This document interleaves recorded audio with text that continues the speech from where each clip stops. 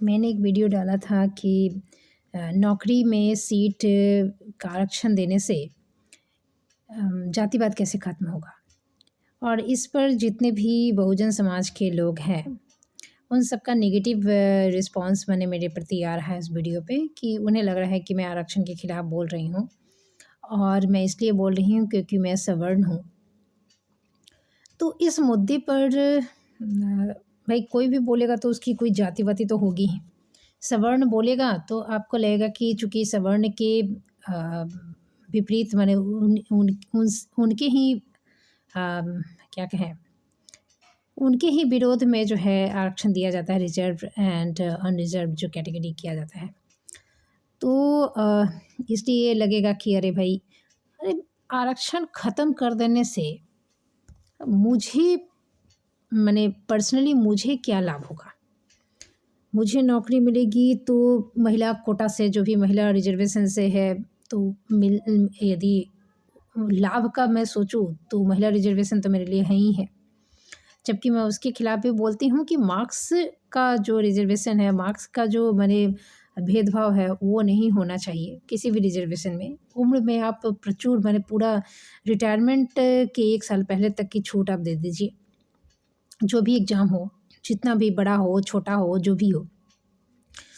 जो भी मतलब तकलीफ़ों को झेलते हुए आगे बढ़ रहे हैं, उनको ज़िंदगी में कम से कम तब तक तो मौका उठा ही लेंगे ना। आदमी एडल्ट होता है, फिर पैसे के लिए स्ट्रगल करता है, उसके बाद वो किताबें खरीदेगा, तैयारी करेगा, तो उतना स्टेबल होना चाहिए। बहुत सारे लोग हैं जिनको या महिलाएँ ही हैं, तो हमेशा उनकी बागडोर जो है वो माने पुरुषों के हाथ में रहती है। पिता क्या चाहता है, कितना पढ़ाना है, क्या सब्जेक्ट पढ़ाना है, कई बार तो सब्जेक्ट का चुनाव भी पिता ही करते हैं। और वो विरोध करे, विरोध को माना जाए कि ना माना जाए, तो बातें बहुत ज़्यादा बिगड़ जाएँ, वहाँ तक जाने में बहुत लोग नहीं होते हैं सक्षम, वैसी परिस्थितियाँ नहीं होती है। तो अपने मन का करने में बहुत वक़्त बीत जाता है ऑलरेडी। और जो पिछड़ी जाति के कहें कि दलित हैं, जो बहुजन समाज के लोग हैं, उनका अभी तक जो बैकग्राउंड रहा है कि डेफ़िनेटली परिवार, समाज इत्यादि का बहुत इफ़ेक्ट पड़ता है। जैसे कि कोई इंग्लिश मीडियम में पढ़े हुए माँ-बाप हैं, पेरेंट्स हैं, उनके बच्चे जो हैं, वो स्कूल में पढ़ रहे हैं, और यदि कोई बहुजन समाज का कोई बच्चा है, उसी स्कूल में पढ़ रहा है और उसके घर का माहौल जो है, माँ-बाप पैसे एनी हाउ कमा लिए। मान लीजिए कि कोई छोटा-सा दुकान खोल के या शोरूम खोल के या बिज़नेस करके किसी तरह पैसा कमा लिए कि सेम स्कूल में दोनों के बच्चे पढ़ रहे हैं। लेकिन बहुजन समाज वाला जो माता-पिता है, जो पेरेंट्स हैं, वो उनको पढ़ाई में कुछ आता नहीं है, बच्चे की वो उतनी हेल्प नहीं कर सकते, या तो ट्यूशन रख सकते हैं तो ट्यूशन टीचर के ऊपर ही डिपेंडेंट है। फिर भी घर में ट्यूशन टीचर आएगा 1 घंटा, स्कूल में जाएगा जितनी देर, लेकिन जो माहौल उसे घर में पढ़ा-लिखा माँ-बाप से मिल सकता है, वो नहीं मिलेगा। तो डेफ़िनेटली उसको, जैसे कि कोई बच्चा यदि पैदा होता है और उसको ब्रश करने से लेकर टॉयलेट जाने तक, और घर में जो चीज़ें वो यूज़ करता है, खाता है, पहनता है, शूज़ बोलना, एप्पल बोलना, ब्रश करना का, टॉयलेट का करना, सब कुछ जो सिंपल जो कन्वर्सेशन होता है, वो माँ-बाप यदि पहले से उसे बचपन से ही, जब से वो भाषा सीखता है, उसी में उसको इंक्लूड कर दें, चीज़ों के नाम इंग्लिश में बोलना शुरू कर दें, तो इंग्लिश मीडियम में पढ़ने वाले बच्चों के लिए ज़्यादा सहूलियत होगी। तो जो बच्चा बहुजन समाज से आ रहा है, या फिर कोई भी जिसके माँ-बाप पढ़े-लिखे नहीं हैं उतने, तो उसको उन्हीं सिंपल चीज़ों को सीखने में बहुत वक़्त लगेगा, बहुत आगे तक उसे समय लगेगा। और ये सिर्फ़ माने छोटी क्लास तक हम बोल रहे हैं। फिर मान लीजिए कि कोई हिंदी मीडियम से पढ़ा हुआ बच्चा है, वो अपने मेरिट से चीज़ों को नॉलेज तो जान गया, भाषा इंग्लिश की जो दिक्कतें हैं, या फिर आगे जाके जो बहुत सारे जैसे मेडिकल की ही पढ़ाई है, तो इंग्लिश उसके लिए इम्पॉर्टेंट है। उसके बिना तो इंग्लिश पहले उसको सीखना पड़ेगा, वो उसकी राह में बाधा बनती है। इंग्लिश सीखे तब जाके वो अपना परफ़ॉर्मेंस बहुत अच्छा दे पाएगा। नहीं तो वहाँ पर उसके माने डॉक्टरी में दिक्कत आएगी, वो इफ़ेक्टेड होगा, वो वहाँ का।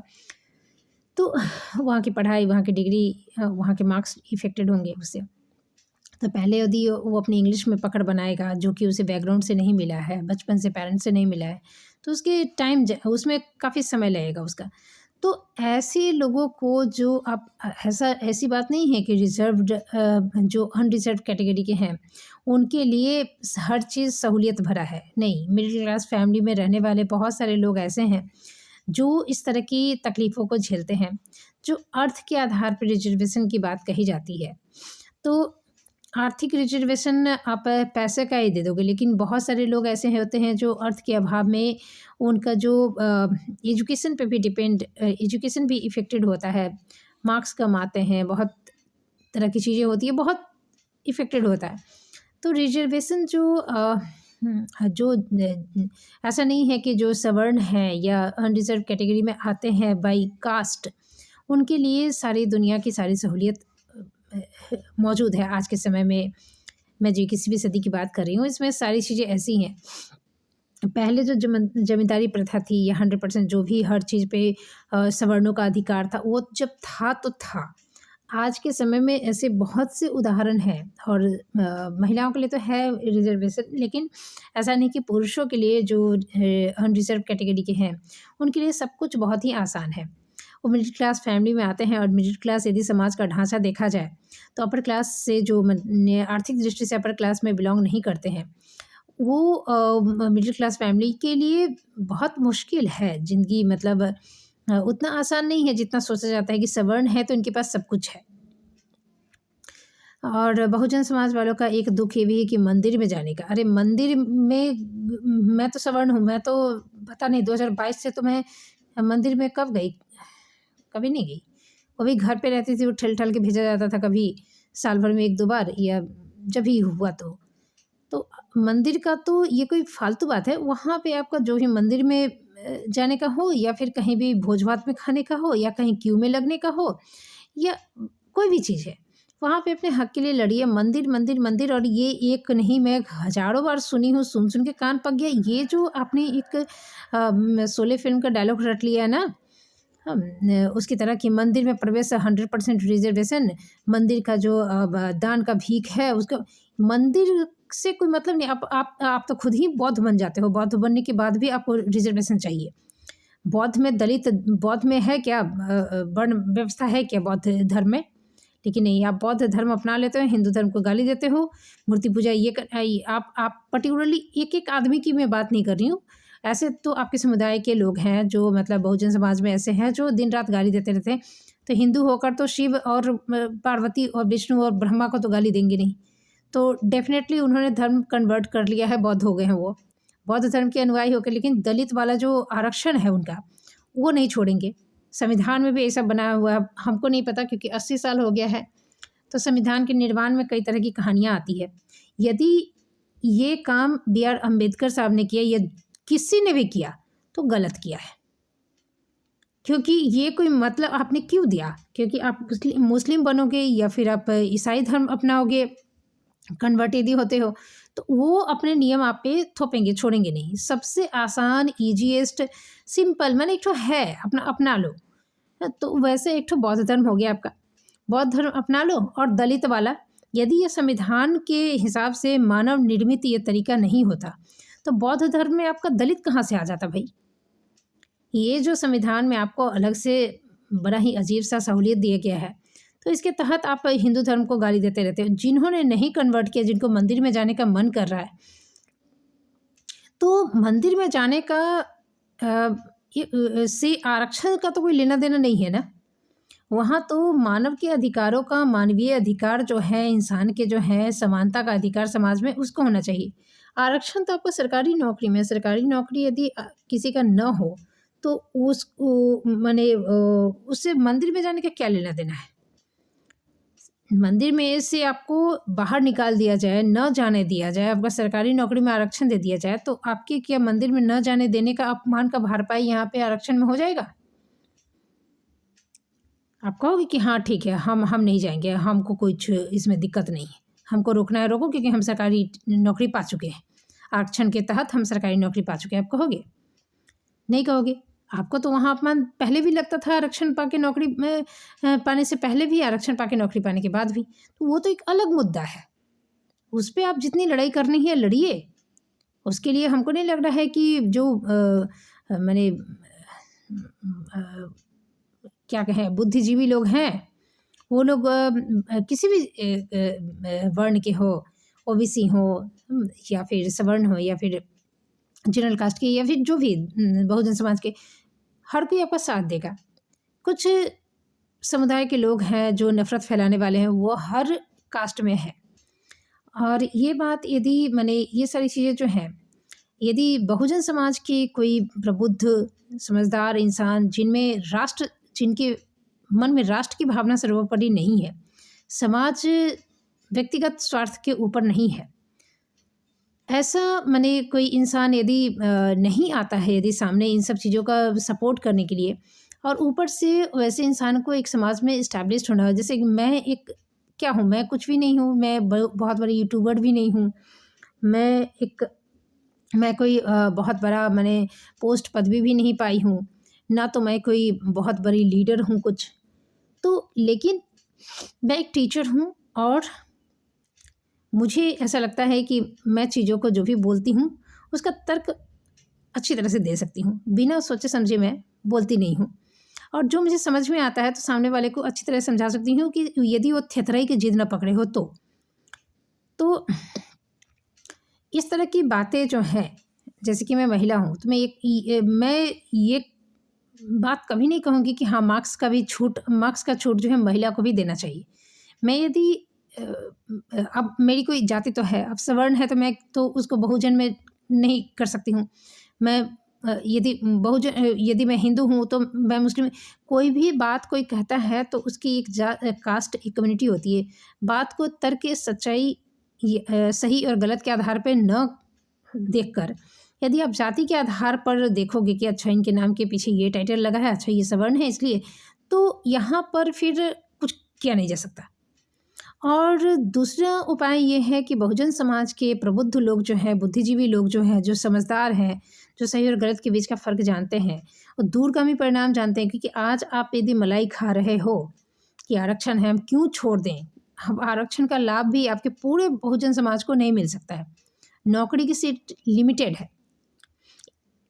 ये जो सुप्रीम कोर्ट के पूर्व जज रहे हैं मार्कंडेय काटजू जी, उनके हिसाब से, और ये बात सच भी है, आप देख ही लो, यदि 100% रिजर्वेशन सिर्फ बहुजन समाज वालों को भी दे दिया जाए तो आरक्षण का लाभ सबको तो नहीं मिलेगा ना। जितना सीट है, जितनी वैकेंसी है, उन्हीं लोगों को मिलेगा। पूरा सीट यदि आप बहुजन समाज वालों से भर दोगे, उसके बावजूद भी बहुत सारे लोग, जितनी जनसंख्या है, बिना सरकारी नौकरी के रहने के लिए बाध्य हैं। सीट ही नहीं है, कितना सीट होगा? आप जनसंख्या देख लो, और सरकारी नौकरियों का पूरा माने हर ग्रेड का, ग्रुप ए, ग्रुप बी, सारे उसका आप वैकेंसी देख लो, रेलवे में, बैंक में, पोस्ट ऑफिस में, सारी चीज़ें देख लो आप। उसके बाद भी बहुत सारे लोगों को सरकारी नौकरी नहीं मिलेगी। तो आरक्षण से समानता आप लाओगे तो कितने लोगों का ले आओगे? आप क्या चाहते हो कि उनके पास यदि बहुत पावर हो जाए, जैसे हमारे देश में अभी कुछ दिन पहले तक ये क्या नाम, पूरा नाम है, गवई साहब जो थे, पूर्व जज जो थे सीजीआई, तो वो थे। उसके बाद दलित समाज से कहिए कि हमारी महामहिम राष्ट्रपति द्रौपदी मुर्मू जी आ रही हैं। तो अभी टीना डाबी जैसी जो आईएएस बनी है, या फिर और भी, मतलब हर तरह के ऊंचे पोस्ट पे पहुंच रहे हैं। अब उसमें से एक सुप्रीम कोर्ट का जो एक घटना हो गया था जूता फेंकने का, तो एक इसको जातिगत अपमान के तौर पे एक मैंने जितने बहुजन समाज के लोग थे वो लिए थे, और उसमें से एक स्टेटमेंट आ रहा था इंटरव्यू में। एक जो वकील था, सुप्रीम कोर्ट का वकील था, वो कह रहा है कि उन्होंने कुछ किया, गवई साहब ने कुछ किया, क्योंकि वो कर नहीं सकते थे। क्यों? क्योंकि वो दलित समाज से आ रहे हैं, तो उनके पास पावर नहीं है। सारे जो है अदर पोस्ट जो है सवर्णों से भरे हुए हैं, माने सर्वोच्च पद पे बैठकर उनके पास पावर नहीं है। यदि मान लीजिए कि उस पद पे, या कोई भी, जैसे कोई भी यदि आरक्षण के थ्रू ही वहाँ पहुँचा और पहुँच गया उस पद पर, उसके बाद आप कह रहे हो कि माने सुप्रीम कोर्ट के सर्वोच्च न्यायाधीश के पास पावर नहीं है क्योंकि वो दलित समाज से है। माने सुप्रीम कोर्ट का जज होने के बाद भी पावर नहीं आ रहा है, तो आप साथ दोगे उनका दलबंदी करके, क्योंकि वो आपकी कम्युनिटी के आ रहे हैं, तो वो निष्पक्ष कैसे रहेंगे? इस चीज़ को आप जातिगत से भी नहीं ले सकते हो, वो हरिजन एक्ट भी नहीं कर सकते हैं। चीज़ों को समझो। उनकी जाति के कारण पे जूता से प्रहार करना या फिर जो भी था वो जूता फेंकना ये गलत था। हाँ, इस घटना का लेकिन ये जो घटना हुई, ये जो इंसान की भावना आहत हुई थी, वो उनके स्टेटमेंट से हुई थी, उनके स्टेटमेंट से हुई थी। अब कोई हिंदू ही इस तरह की बातें कह दे और दूसरा हिंदू यदि प्रहार कर दे कि तुमने हमारे देवी देवता को, यदि मान लीजिए कि वो दुर्गा का भक्त है, हाँ, या विष्णु का भक्त है। बहुत राम और कृष्ण के भक्तों में भी तकरार होती रहती है, कोई कृष्ण को गाली देते रहता है, कोई राम को गाली देते रहता है। तो इस तरह की चीज़ें हो और दोनों में मारपीट हो जाए तो वहाँ पे जाति को आप नहीं ये कर सकते। तो इनके ऊपर जो जूता फेंकने का जो वो माने घटना हुई थी, तो उसके माने बैकग्राउंड में था कि उनका जो स्टेटमेंट था उससे आहत एक व्यक्ति ने की। उसने ये नहीं कहा कि तुमने माने एक दलित समाज का आदमी सुप्रीम कोर्ट का जज कैसे बना। तो वहाँ पे होता कि जातिगत, जाति के कारण नीचा दिखाना, लेकिन यहाँ वो आहत था, तो यहाँ आपका हरिजन एक्ट भी नहीं बनेगा। और दूसरी बात है कि हरिजन एक्ट जैसे वो इतने बड़े पोस्ट पर हैं, वो सर्वोच्च पद पे थे, तो वो यदि क्षमा कर रहे हैं तो कहा भी जाता है कि क्षमा सौंपता उस भुजंग को जिसके पास गरल हो। तो वो डेफिनेटली बहुत कुछ कर सकते थे, उन्होंने नहीं किया क्योंकि उन्हें अपना एक समझ में आया कि हाँ, गिल्ट फीलिंग जो हुई कि मैंने ऐसे कहा, और बड़ा दिल रखते हुए उन्होंने इस कृत्य को माफ़ कर दिया क्योंकि उससे उनकी पदवी, उनका मान सम्मान कुछ घटता नहीं है। वो और क्षमा करने से वो और बढ़ता है। जिस पद पे वो थे तो डेफ़िनेटली वो बहुत कुछ कर सकते थे। इस चीज़ को लेकर यदि कोई कहता है कि वो कुछ कर नहीं सकते हैं, आप उनकी गरिमा को गिरा रहे हो। आप सिर्फ़ उन्हीं की गरिमा को नहीं गिरा रहे हो, आप भारत के न्यायाधीश, सुप्रीम कोर्ट के सर्वोच्च पद पे बैठे हुए न्यायाधीश की गरिमा को भी गिरा रहे हो कि वो कुछ कर नहीं सकते थे। तो आप उनके साथ बॉडीगार्ड बन के चलोगे, आपकी कम्युनिटी उनके साथ रहेगी। टीना डावी के अचीवमेंट को पूरे देश की, भारत की बेटी नहीं कह के दलित बेटी कहते हो। टीना डावी की एक छोटे से स्टेटमेंट पे जिस पर वो मैंने एक्शन ली थी, स्टेटमेंट नहीं, एक्शन को कहते हैं, इस पर एक्शन ले भी ली थी कि बच्चियों ने कह दिया कि रील्स वाली मैडम, तो उन्होंने पुलिस बुला के बच्चियों से शायद माफ़ीनामा कुछ ऐसे करवाया पुलिस में। उसके बाद कह रहे हैं कि मनुवादी पीछे पड़े हैं।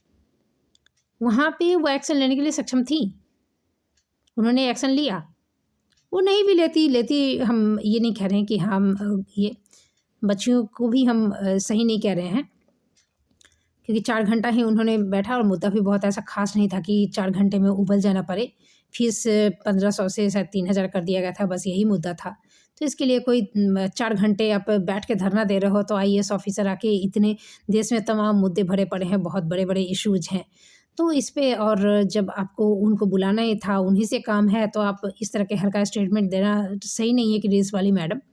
तो ये उनके ऊपर डिपेंड करता था कि पुलिस बुलाएँ या ना बुलाएँ, तो बुलाई, ठीक है।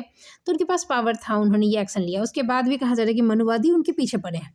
अब मनुवादी उनके इतने दिनों के बाद पीछे पड़े, माने कुछ भी कहते तो मनुवादी पीछे पड़े हैं, ये भी चीज़ें आ रही। तो वही बात है कि इस तरह का स्टेटमेंट जैसे फैलाना, जब बड़े नेता बहुजन समाज के या सफल इंसान जब इसमें इस तरह की बातें, सही और गलत के बीच का फ़र्क नहीं बताएँगे समाज में, तो ये कटुता, ये दूरियाँ कभी ख़त्म नहीं होगी, कभी ख़त्म नहीं होगी। मैं जो मेरी बात हो जा रही है कि मैं सवर्ण होने के कारण आरक्षण का नहीं, मैं इसके लिए, मुझे क्या है, मेरे घर में तो अभी कोई है भी नहीं एग्ज़ाम देने वाला। अभी नर्सरी में से पढ़ रहा है जो है नेक्स्ट जनरेशन जो है, उसका तो एग्ज़ाम दे देते अभी 20-25 साल। और ऐसा नहीं कि एक सीट वो मिलने लायक नहीं होगा कि वो उसका कोई सीट खा जाएगा। मुझे इतना यकीन है बिल्कुल कि उसको आरक्षण की ज़रूरत पड़ेगी। तो इसलिए मुझे व्यक्तिगत तौर पे, और जहाँ तक वो है कि अपनी जाति से प्रेम, तो अपनी जाति-फाति का मुझे कोई ये नहीं है, क्योंकि मैं यहाँ जिस मुसीबत में फँसी हूँ, मैंने ऑलरेडी बहुत सारे वीडियोज़ बनाए हैं कि मैं किस तरह से झूठे हरिजन एक्ट में फँसी हूँ। और इस फँसाने के क्रम में, इस जाल में, इस षड्यंत्र में मिश्रा द्विवेदी या तमाम झा माने शामिल रहे हैं। तो इसके मेरी कोई कास्ट होगी, सवर्ण हो तो कोई राजपूत, भूमिहार, ब्राह्मण कुछ तो है, पांडे टाइटल लगा है, चलो जो भी हो, लेकिन यहाँ क्या उस कम्युनिटी का, उस जाति का कोई भी नहीं है। तो जाति के लिए मैं नहीं लड़ रही हूँ, मैं सही गलत की बात कर रही हूँ। जब तक कोई माने सही गलत उनकी कम्युनिटी से कोई प्रबुद्ध, कोई निस्वार्थ, कोई राष्ट्र प्रेम से ओतप्रोत, कोई समाज को अपने व्यक्तिगत हितों से ऊपर समझने वाला इंसान नहीं आएगा, तब तक सुधार की गुंजाइश